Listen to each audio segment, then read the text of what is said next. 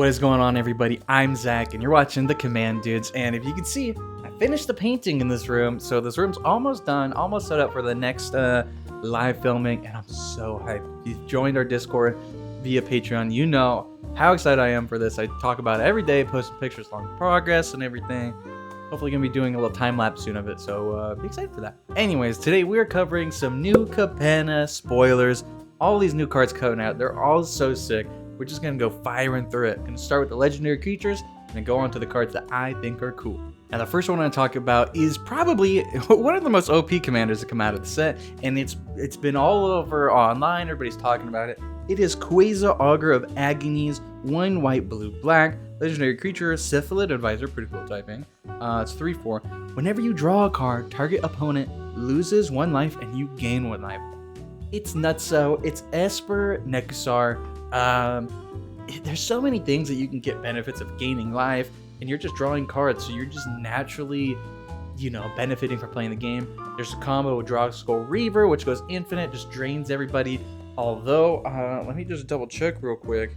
It is not a May effect, so if you don't have enough cards in your library to kill all your opponents, you will deck yourself if you use this combo. So beware.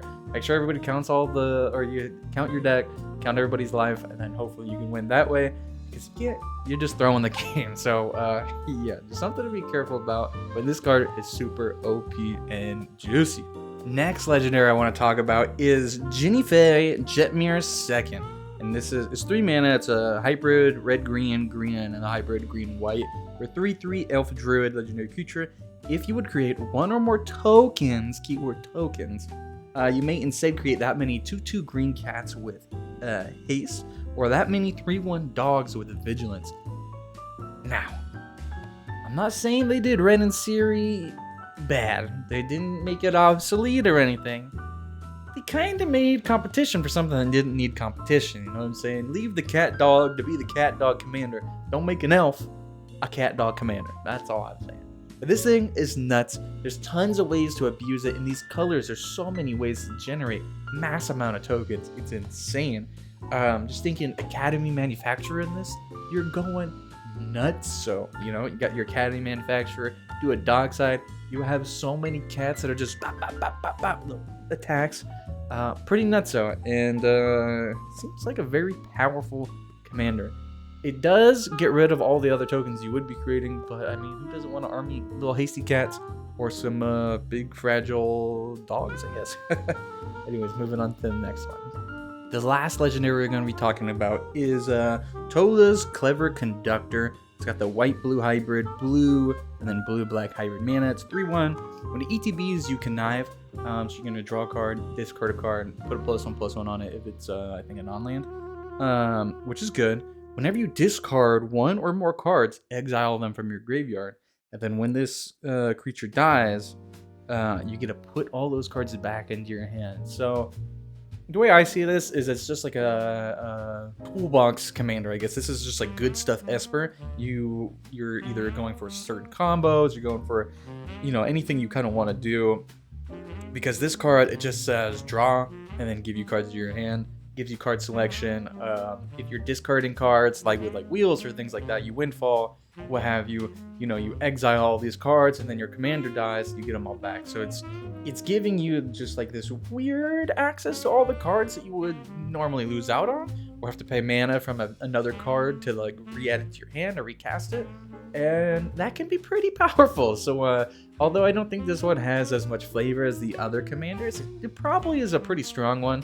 And depending on how you build it, you can do a whole bunch of shenanigans. Now let's hop into those cool cards I was talking about, because there's so many cool ones that are not legendaries this time around, and I'm hyped on a ton of them. Let's just go through these hideaway cards real quick, because they are so sick that I just can't wait to play with some of these. My favorite one is Cemetery Tampering. It's 2 and a black, enchantment, hideaway 5. So you can look at the top 5, pick which one you want, tuck it underneath that bad boy, and then when you satisfy its requirement, you can play it for free. So what do? Beginning of our upkeep, we may mill 3 cards. I love Golgari. I love decks that use the graveyard. Sounds sick already. Then if there are 20 or more cards in your graveyard, you play the exiled card for free. 20 is not the easiest thing to get sometimes. You need some dredge guys in there. You need something to help you out besides this card. But when you do get that, you get to play a spell for free, and it's fueling your strategy. So in my mind, this card is freaking sweet. I like it. Hideaway is just a fun commander kind of mechanic too. So great card, I feel like, in many decks. Keep your eyes out for it. Wiretapping is the blues version of the Hideaway enchantments they got going around this time. It's got Hideaway 5 as well. It's 4 mana in a blue. And it says, whenever you draw your first card during each of your draw steps, draw a card. Then if you have 9 or more cards in your hand, you may play the exile card without paying its mana cost. This, pretty good. 5 mana kind of Phyrexian arena for blue. Pretty sick, if you ask me. And you get to cast a spell for free. Awesome. I could see this being really good in my humans deck that I've just built. Decks that you want to like cast really big spells for free. Maybe you're running like a Crufix Eldrazi deck. You get the Eldrazi in this way and you get an extra draw power. Tons of ways that you can make this card really good because you really want to cast those big spells for free. So yeah, any deck that's kind of running those big splashy powerful spells, this should probably go in it. These next 3 cards are going to be some really sweet artifacts that came out of the set so far that I'm pretty hyped on. This next one in particular, it seems like it's a really weird card. You do a bunch of weird things, and it's gonna make you have to use your brain a lot, but that could be a good thing sometimes. So let's check this one out. Evolving Door. It's 2 mana and a green artifact. It has 1 and tap. Sacrifice a creature, count the number of colors in the sacrificed creature, then search your library for a creature card that's exactly that many colors plus 1. Exile that card, then shuffle, you may cast the exile card, activate only as a sorcery. Now, this is no birthing bond. You don't get it into play for free. You just add it to, your secondary hand, your exiled hand or whatever, what have you, and you get access to this new creature. What decks is this good in? I don't know. I think it's a 5-color deck, kind of cool card. For me and my humans deck, I could swap out I don't know, some weaker human in the early game to be in a stronger one. I can go find my Kudro or whatever to buff the board, things like that. There's tons of decks that if you're doing like an Dragon kind of shapeshifter deck, you can always swap up your shapeshifters or your elves or whatever you're using for mana and stuff. You get into your bigger creatures, things like that. Is it a super strong card? Probably not. Is it a very versatile and fun card? Definitely. So maybe check this one out when it comes out, play around with it, and let me know if it's strong in your guys' decks, because I think it has a lot of potential. This next one, significantly stronger than the last one. We're going to talk about the Halo Fountain, 2 and a white. Artifact, mythic, probably going to be expensive, has a cool alternate art, I don't know.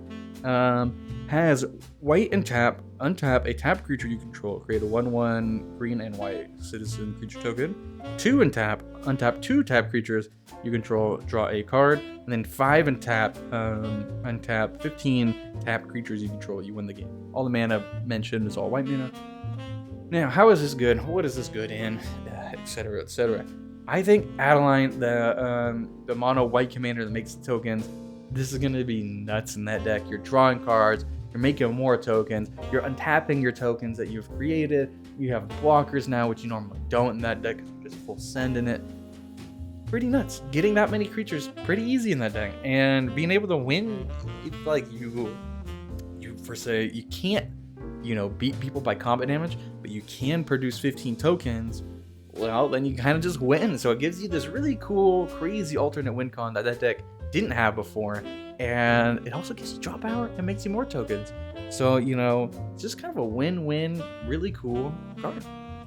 And next up, probably one of the more busted ones I think in the set. Definitely a fun card too. Reminds me of I forget the name of the enchantment right now, but you untap all your lands at the end step. I think it's called Smuggler Stash. Yeah, it's all in Korean is what I'm looking at right here. Basically, it's 5 and a green artifact that makes all your lands have the ability to tap and create a treasure token. Now, this is a crazy effect. Not only does this, with that other token commander, make you a crap ton of cat and dogs, however you want it. It doubles your mana if you just tap everything. Next turn, you have double mana. Pretty nuts. It lets you just float your end of mana. You're basically omnathing it. You float your mana at the end, but you're making treasure instead, so you're just stockpiling all this stuff. You got an Academy manufacturer, you got all these things that just make this card just propagate into a crazy card. And I think a lot of decks are going to be running this one after it comes out. So probably should get yourself one because it just seems like such a fun, cool card. Why wouldn't you play it, you know? It is kind of high in the mana cost, though. The mana value on this one is steep. So far, there's a lot of good removal in this set, too, which I'm going to go over right now. There's a whole bunch of different ways to do it, and they're all pretty sick. So I'm going to start with the Grixis one, because I'm a Grixis fanboy. A Hostile Takeover, 2 in Grixis. Sorcery. If the target one creature becomes a 1/1. Up to one other creature becomes a 4/4 to the end turn. And then it deals 3 damage to all creatures.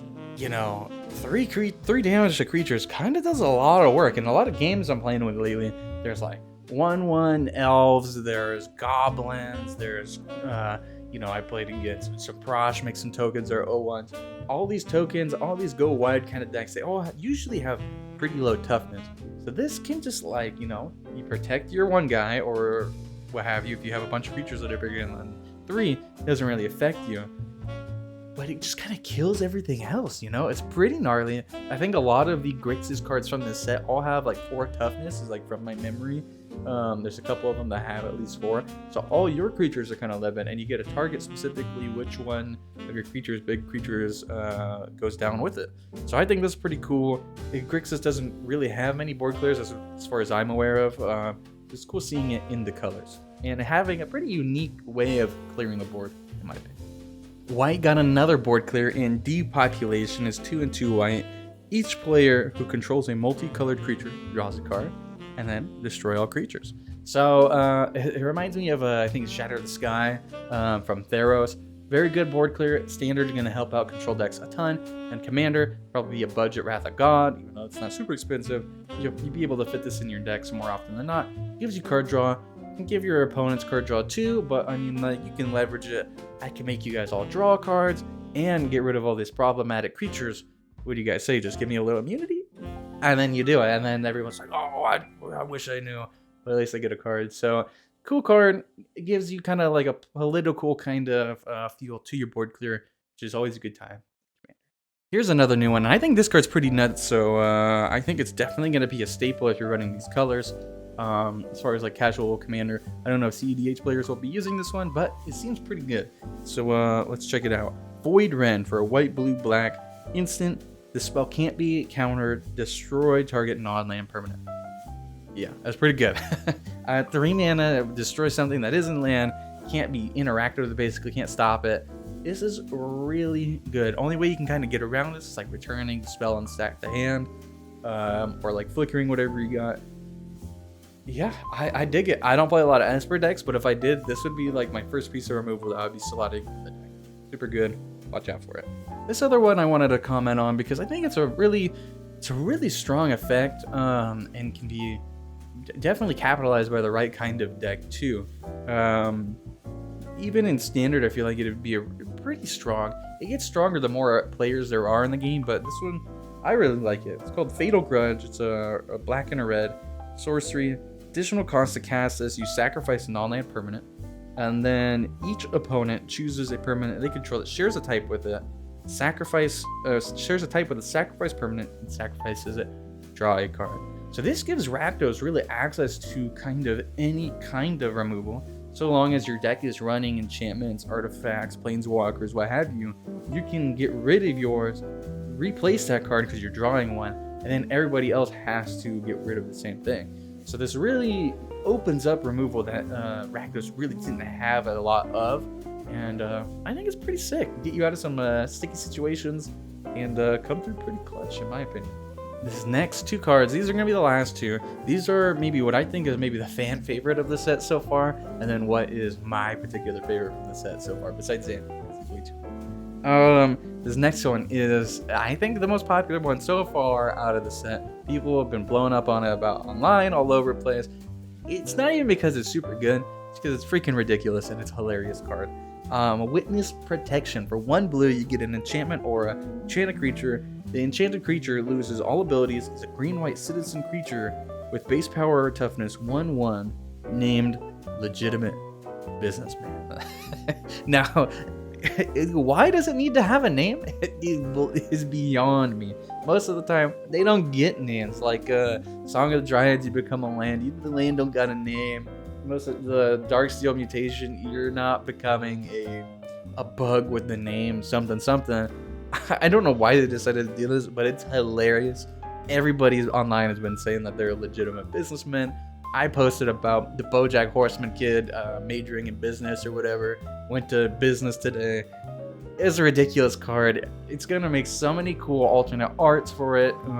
You know people are gonna be making their legitimate businessmen tokens to give to people when they cast a spell.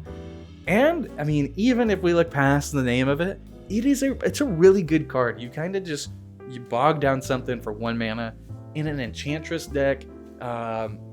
Shrines comes to mind, things like that, where you want to play and cantrip off your enchantments. It's a powerhouse. So this card, watch out for it. I said there was going to be 2 more, but there's actually 3 more. This is one that I forgot to add in last second saw it. This card is nuts, and it has a crazy high ceiling for being OP. So we're going to talk about this one real quick. It's the Angel of Separation. Might have a different name. This is a translation of it. It's 3 and 2 black. Angel Nightmare, flying. Whenever you take damage, prevent it and mill twice that many cards. Now, how is this good?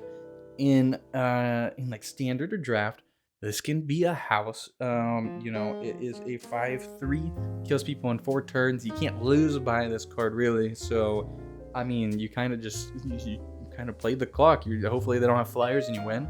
It's a good strat. In Commander, it can go with some crazy strategies. You play Conrad, and then you take the damage. Like, you just mill half your deck. Everybody's taking damage. I'm sure you got an Eldrazi or something in there to reshuffle in your whole deck. Bada bing, bada boom. It's OP, man. Like, you're dealing so much damage to people. So this card's going to be auto-include in all those kind of, milling decks, self-mill decks that want to have some strategy using Conrad, things like Conrad, to really deal damage at the table. And last but not least, one of the cards that I'm more excited about out of the set, because I think it's sick.